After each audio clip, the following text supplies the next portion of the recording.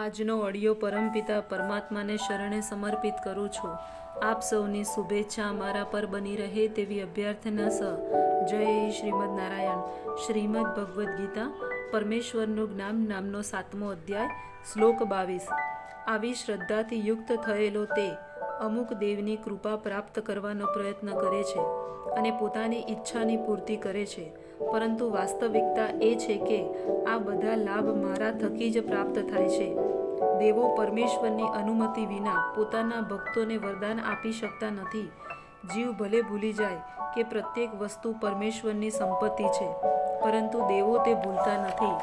તેથી દેવોની પૂજા તથા ઈચ્છિત ફળની પ્રાપ્તિ દેવોના કારણે નહીં, પરંતુ તેમના માધ્યમથી પૂર્ણ પુરુષોત્તમ પરમેશ્વરના કારણે થાય છે.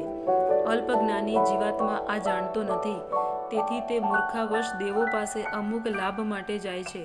પણ શુદ્ધ ભક્તને જ્યારે કોઈ વસ્તુની જરૂર પડે છે ત્યારે તે પરમેશ્વર પાસે જ યાચના કરે છે. પરંતુ ભૌતિક લાભની યાચના કરવી એ તો શુદ્ધ ભક્તનું લક્ષણ નથી.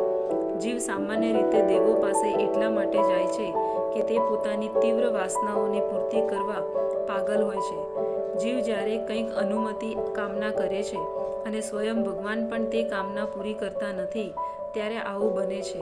ચૈતન્ય ચરિતામૃતમાં કહેવામાં આવ્યું છે કે જે મનુષ્ય પરમેશ્વરની પૂજાની સાથે જ ભૌતિક ભોગની કામના કરે છે તે પરસ્પર વિરોધી ઈચ્છાવાળો હોય છે. પરમેશ્વરની ભક્તિ તથા દેવોની પૂજા સમાન સ્તરે થઈ શકતી નથી, કારણ કે દેવોની પૂજા ભૌતિક છે અને પરમેશ્વરની ભક્તિ સર્વથા આધ્યાત્મિક છે. ભગવાનના સાનિધ્યના તેમના ધામમાં જવા ઈચ્છતા ભક્ત માટે ભૌતિક ઈચ્છાઓ અવરોધક બને છે.